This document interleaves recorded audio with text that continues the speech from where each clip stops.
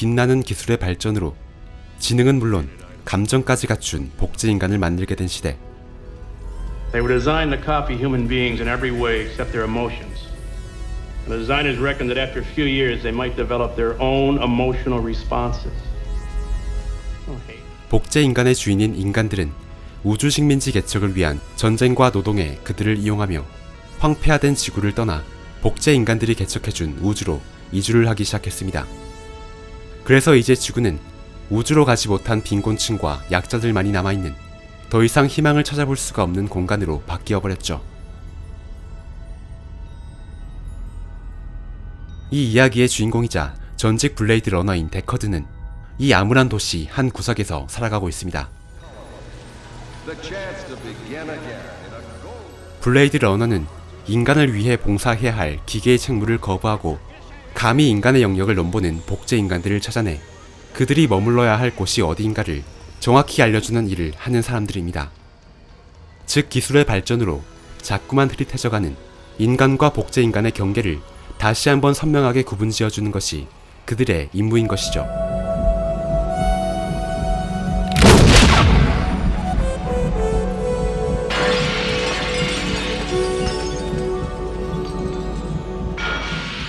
그런 블레이드 러너 데커드에게 새로 내려진 임무는 우주 식민지 전쟁에 복무하다가 신분을 숨긴 채로 지구로 도망쳐온 4명의 복제인간들을 잡아내 그들에게 합당한 처분을 내려주는 것이었습니다.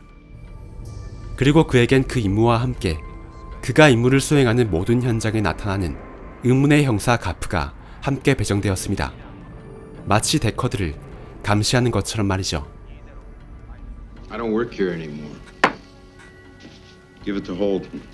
He's good.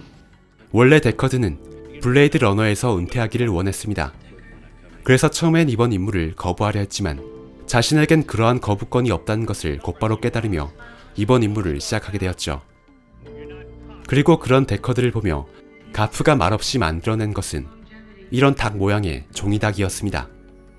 마치 너는 닭장 속에 갇힌 닭에 불과하다고 조롱하기라도 하는 것처럼 말이죠. No choice, huh? No choice, pal. 그는 데커드가 거치는 모든 현장에 함께하지만 단 한 번도 데커드를 직접 도와주진 않았습니다. 그는 그저 알 수 없는 인형들만 데커드 앞에서 만들어내며 데커드가 제대로 임무를 수행하는지 관찰 혹은 감시할 뿐이었죠.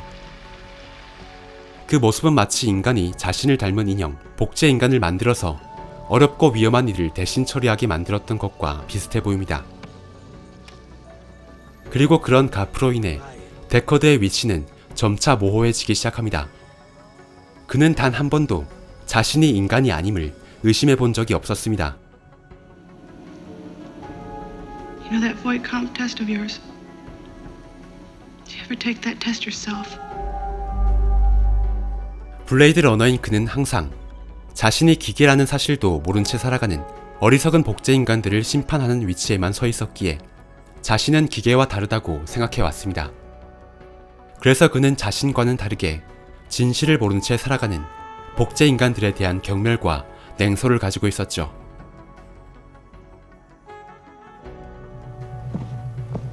Look, it's me with my mother. Yeah? Implants. Those aren't your memories. They're somebody else's.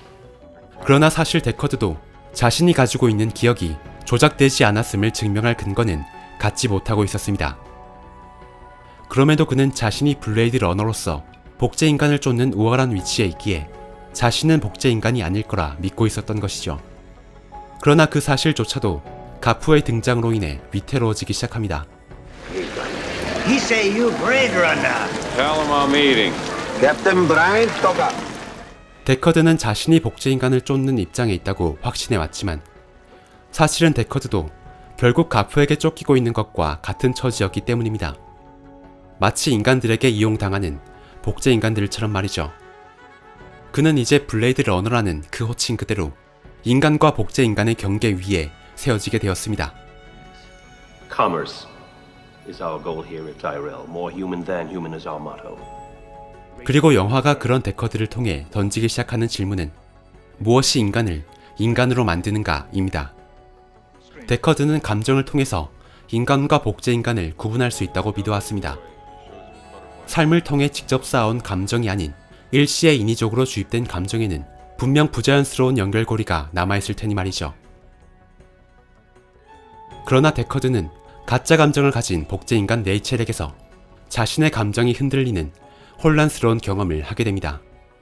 만들어진 가짜만을 가지고 있다며 비웃으며 무시했던 대상에게서 자신도 모르게 진짜 감정을 느껴버리고 만 것이죠. 감정은 오직 인간만의 것이라고 믿어온 데커드의 신념은 그렇게 무너졌습니다. 그렇다면 이제 우리는 무엇을 통해 인간을 정의 내릴 수 있을까요?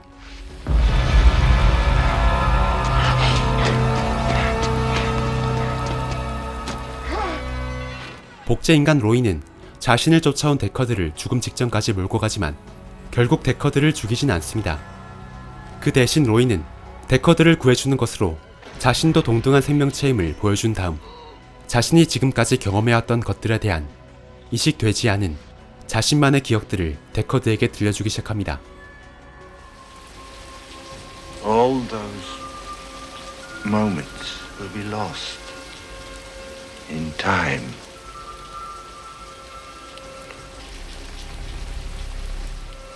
Like tears in rain. 그 말을 끝으로 로이는 조용히 눈을 감습니다. 그것이 삶의 유한성이 주는 공포에 굴복하지 않으면서도 계속해서 삶을 이어나갈 수 있는 방법이라고 결론 내렸기 때문이겠죠. 그렇게 로이가 가졌던 삶의 경험과 기억은 데커드에게 이어졌고 그의 영향을 받은 데커드는 아마 이전과 조금은 다른 방식으로 살아가게 될 것입니다. 그리고 이것이 로이가 자신에게 주어진 삶의 유한성을 극복하는 방식이었습니다. 다른 모든 인간이 그러하듯이 말이죠. 그렇게 로이는 가장 인간다운 죽음을 맞이했고 임무를 완수한 데커드 앞에는 어김없이 가프가 모습을 드러냅니다. It's too bad she won't live. But then again, who does? 그리고 가프는 마지막으로 잡아야 할 복제인간 레이첼이 곧 죽을 거라는 뉘앙스의 말을 데커드에게 남기죠. 하지만 데커드가 돌아간 집에서는 레이첼이 무사한 모습으로 그를 기다리고 있었고 데커드는 레이첼을 쫓아올 또 다른 블레이드 러너들을 피하기 위해 레이첼과 함께 도망을 가기로 결심합니다. 그리고 그는 자신의 아파트 문 앞에서 종이로 접은 유니콘이 떨어져 있는 것을 발견합니다. 그건 가프가 직접 이곳에 왔으면서도 레이첼을 죽이지 않고 그냥 돌아갔다는 뜻이었죠. 어쩌면 가프는 유한한 삶의 의미를 찾을 수 있는 기회를 두 사람에게 준 것일지도 모릅니다. It's too bad she won't live. But then again, who does? 그래서 데커드는 의미심장하게 고개를 끄덕이며 자신의 길을 찾아가기로 결심합니다. 인간과 복제인간 그 사이의 경계선을 달리는 블레이드 러너로서 말이죠.